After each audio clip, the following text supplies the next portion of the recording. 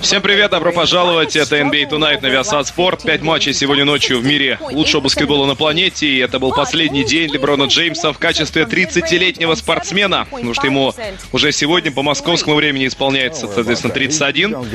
Джеймс играет ничего. По-прежнему его многие называют сильнейшим игроком на планете, и с этим сложновато спорить. Все-таки реальный уровень он действительно показывает в плей-офф, а в регулярке играет на комфортной крейсерской скорости. Это то есть 25 очков, 6 передач, 8 подборов и там еще пара хороших моментов.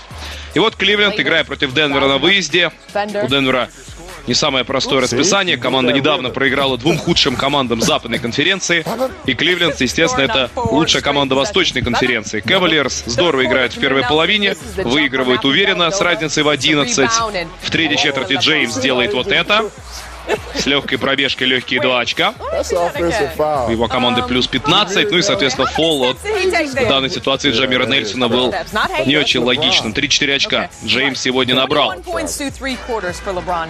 Чуть позже, уже заканчивается четвертая четверть. Вот такой замечательный подарок для Джеймса, чтобы он сделал что-нибудь красивое около чужого щита. И он оформил данк, который он делает уже 10 лет. Тем самым, да, всех просто поразил. Но все равно хороший матч сегодня для Джеймса. Тоже это можно было ожидать.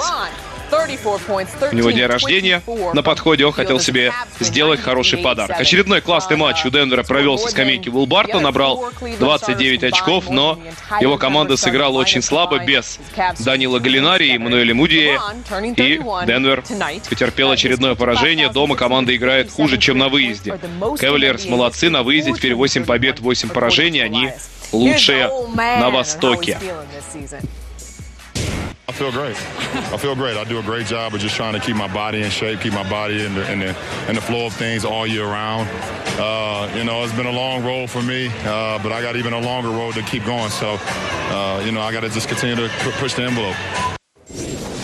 Well, you know what's interesting? This time last year, he wasn't feeling great. This time, it was December 30th of last year when he took his hiatus, his rest, as he was struggling a little bit. He's only missed one game this year, but there's been so much talk about Steph Curry this season. How would you describe LeBron's season so far? Well, you know, he's been the normal. You know, he's been a great leader. We heard him earlier in the year making those comments about Golden State.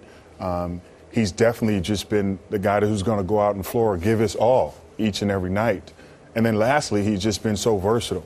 But the question is, does that versatility take them all the way to the top, or does he need to just focus on being one thing for this team, one dominant thing for this team? And I think that's what he's going to have to decide in these coming times, especially when Kyrie gets back healthy and is playing most of the time.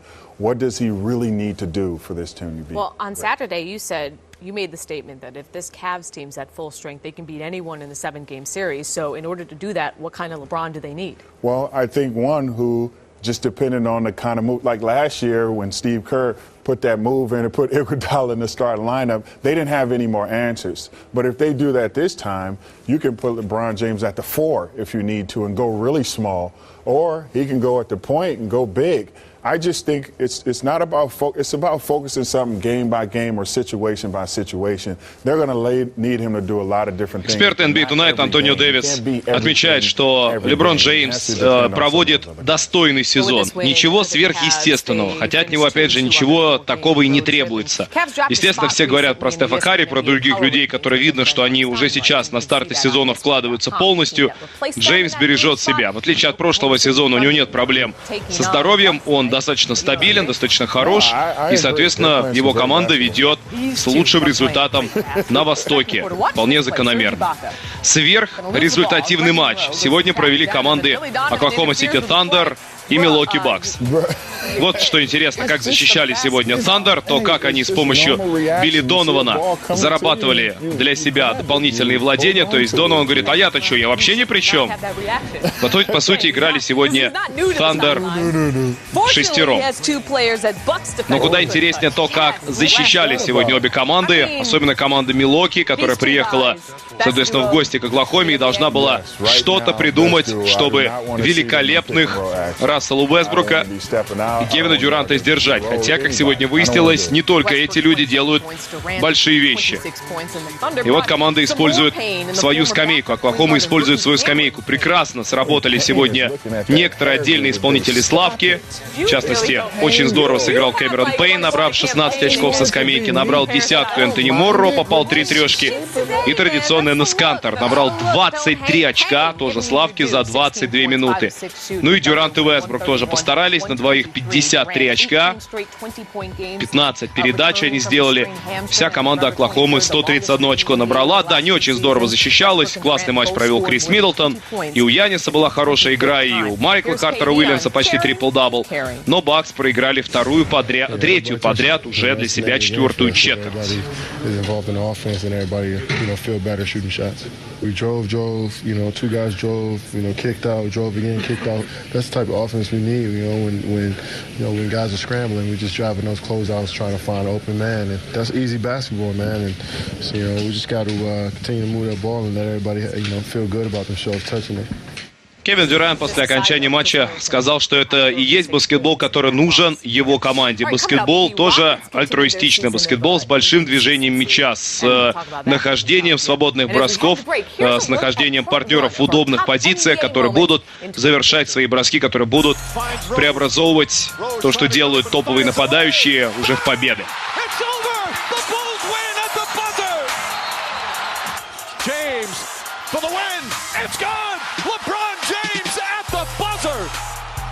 Pierce with 2. Pierce fall away at the horn. It's gone! Paul Pierce does it again! Did you call bank? I call game. And the dream season is now complete. The Golden State Warriors are the 2015 NBA champions. Their first title in 40 years. The only place to eat, drink, play, and watch sports. JB Bickerstaff said after the Rockets' last game that they have disrespected the game over and over, and they turn into the ugly Rockets too often. Очень любопытный матч провели сегодня Атланта Хокс и Хьюстон Рокетс. То есть вроде бы у Хьюстона все просто замечательно в первой половине. Команда все попадает, команда играет ярко в атаке. Да она в сумме-то набрала 115. То есть никаких оправданий вот этого поражения просто быть не может. А ведь Рокетс у себя дома так здорово играли в последнее время. Вот они в концовке ведут 9 и позволяют Атланте вернуться. Проигрывают четвертую четверть 23-36, хотя набрали 71 очко в первой половине, тогда уже вроде обеспечили себе победу. Но не тут-то было. Команда JB Бикерстафф очень опять плохо защищалась, допускала большие ошибки. Отмечаем Джеймс Харден и Дуайта Ховарда. Очень красиво все делают, но всего 3 очка при этом ведут. И вот Атланта отыгрывается. Корвер. Шанс для Бейзмора. Тот рвет дистанцию через Лоусона. Классная трешка получилась. Чуть позже, у Бейзмора сегодня очень хороший матч, 26 очков. Чуть позже, вот такое странное нападение для Хьюстона. Харден теряет мяч, и дальше Рокетс пытаются отбиться, хотя у них это весь матч не получается. Хорфорд легкие 2. Эл набрал 30-ку, 14 подборов. Ответ от Хьюстона. Харден, Ариза, 6 секунд на атаку. Ариза блокшот, Ховард, ничего, подбор Бейзмор. У Бейзмора 26, дабл-дабл Пол Милсап, 22 очка, 13 подборов, 22 очка набрал Джефф Тик. Атланта победила, одержав локальную победу во второй половине со счетом 65-44. Очень плохо Рокетс опять сыграли во второй половине, бывают у них подобные спады. И вот они имеют 16 побед, 17 поражений после 33 матчей. И вот опять же очередное подобное выступление. Такое мы видели в прошлом году от Хьюстона, когда команда играет гениально в первой половине и все попадает, а во второй она уже далеко не так эффективна и вот заканчивает матч в итоге на проигрывающей стороне. Вот и сегодня Атланта воспользовалась нестабильностью соперника и победила 121-115. Get the ball from the strong side to the weak side. Make sure that everybody play inside out. Whatever the coach is telling you, you do it. then all of a sudden it's working, and then you start going back to what you think it's going to be. And here it is, not moving the ball once again offensively. Очень странная получилась игра сегодня у Хьюстона, говорит Антонио Дэвис, потому что в начале матча Рокетс очень здорово двигали мяч, друг с другом делились, провели очень достойную первую половину. И во второй решили, что кому это нужно, когда можно играть в баскетбол индивидуальный. И да, индивидуально некоторые сыграли сегодня очень здорово. Опять же, Харден набрал 26, 10 подборов, 8 передач. У Дуайта Ховарда 30 очков, 16 подборов. Его лучшее выступление в этом году. Но при этом Рокетс превратились в совершенно другую команду во второй половине и получили закономерное поражение.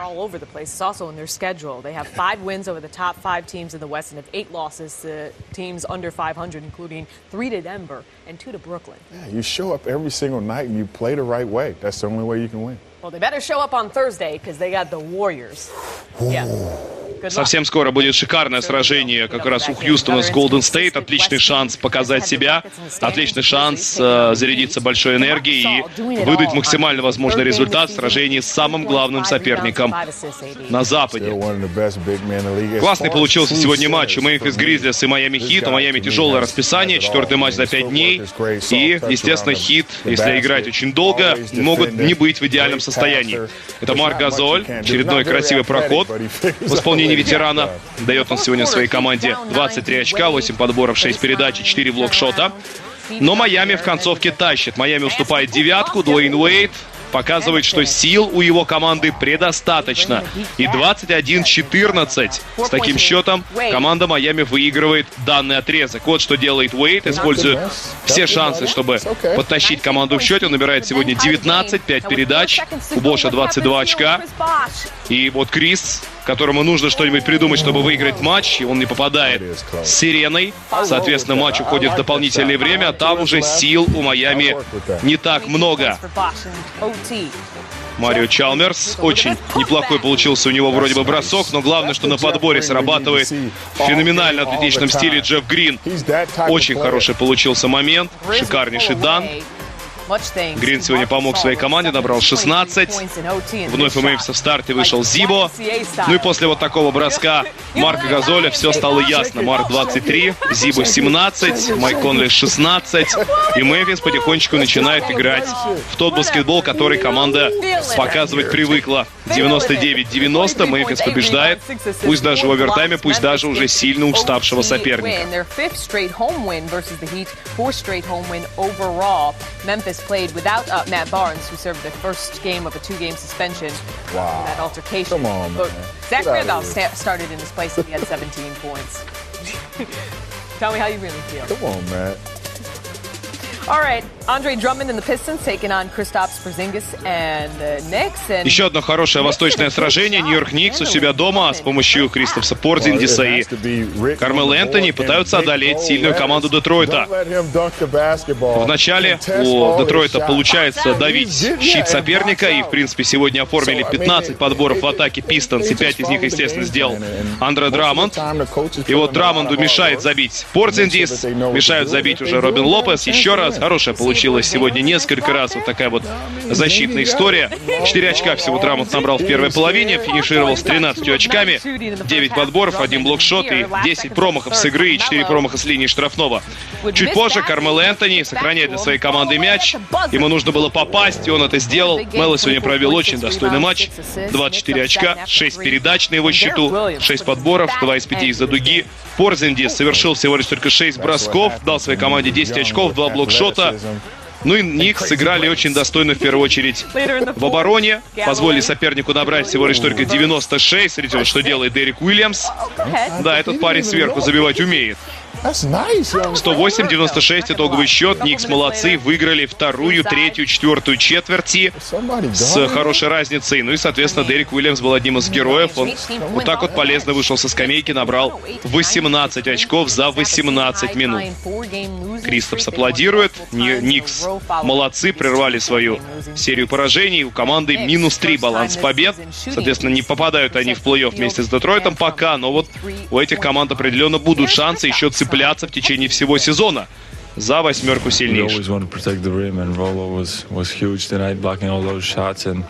And even when I blocked Drummond, and they got the ball back. Rolo was ready again, and he blocked the second shot, so he was really ready to protect the rim. Очень полезный матч сегодня, говорит вот Кристофс, провел Робин Лопес, который очень здорово помогал, он великолепно защищался против Драмонда, и даже был момент, когда, опять же, мы оформили пару блокшотов Драмонду в одной атаке вдвоем. Ну и, соответственно, Порзингис сделал 2 блокшота, Робин Лопес оформил 6 блокшотов, добавил к этому еще 11 очков. Очень достойное выступление, молодцы Никс. В этом сезоне на них можно и нужно внимание обращать. DeRozan gets in the lane, goes right up the You gotta be kidding me! He just put it right in the face of Rudy Gobert. Right front of the Johnson with 2, with 1. Griffin at the fourth. Oh, be alive! Finally, I just had to just accept the fact that I don't want to do this anymore. You know, and I'm okay with that. Warriors looking for the lead with the shot clock at 10. Curry 3.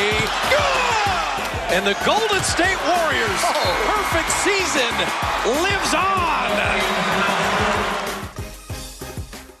Incredible confidence, amazing skill.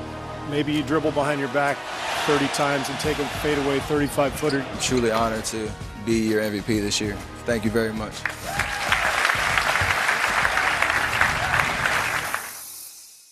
Steph Curry is listed as questionable for Wednesday's game against the Mavericks because of a left lower leg injury. Interim coach Luke Walton said after today's practice that Curry could also miss Thursday's game. Да, возможно, что у Стефа Карри не получится сыграть в 2 ближайших матчах его команды. Это для Warriors будет проблемой, потому что Warriors сильные соперники в ближайшее время, то есть это Даллас и Хьюстон.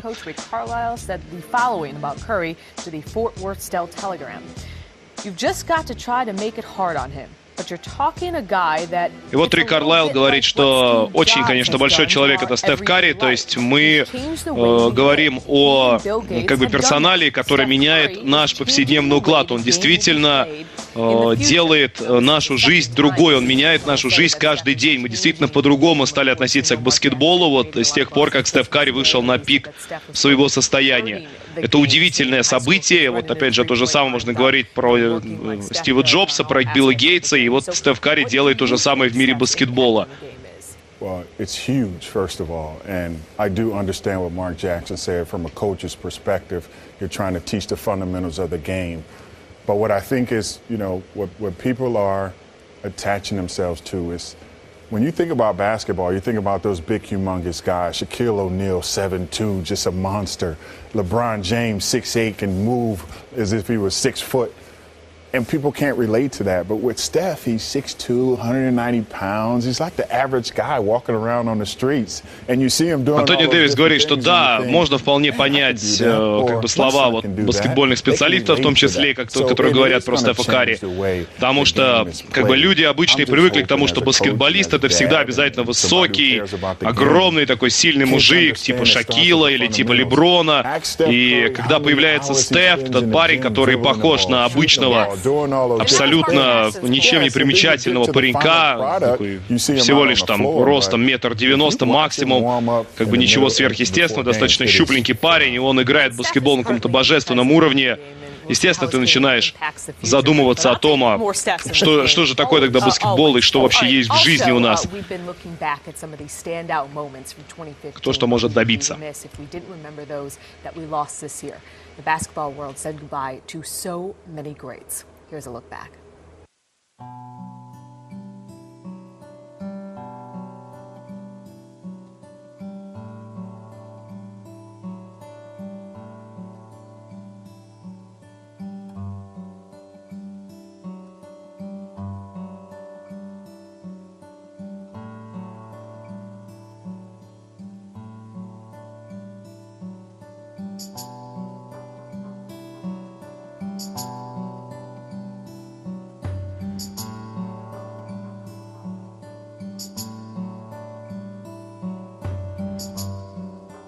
Our next NBA doubleheader on ESPN is Wednesday, January 6th. Carmelo and the Knicks taking on D-Wade and the Heat at 7 Eastern. Then at 9:30, the Grizzlies are in OKC to take on Kevin Durant and Russell Westbrook and the Thunder. Both games also streaming live on Watch ESPN and the ESPN app. Еще одна неприятная новость, связанная с травмой, только уже куда более серьезная. Для Феникс Санс сезон, конечно, не заканчивается, но они теряют своего лучшего игрока Рика Блэдсоу, которому была сделана операция и которая пропустит оставшуюся часть этого чемпионата. Bruh.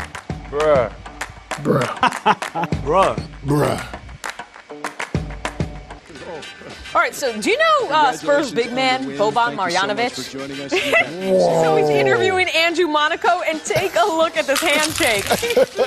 Look at how big his hand is. Какой потрясающий получился, посмотрите, даже не то, что вот интервью интересует нас с Марьяновичем, а то, какая у парня огромнейшая рука бедного корреспондента, то есть рука корреспондента просто утонула в этой огромной техасской ладони. Симпатичное движение мяча вот для Атланта Хокс. То есть, на что надеялся форвард Атланты, делавший такую передачу в угол, не очень понятно. В какой вид спорта он играл, тоже не очень понятно. Но такие чудеса бывают иногда, в том числе, да, и в мире лучшего баскетбола на планете. Следующий выпуск NBA Tonight будет уже в 2016 году. Прощаемся с этой программой в 2015. Мы совсем скоро вернемся. Баскетбол NBA на этом, на нашем канале, естественно, не заканчивается.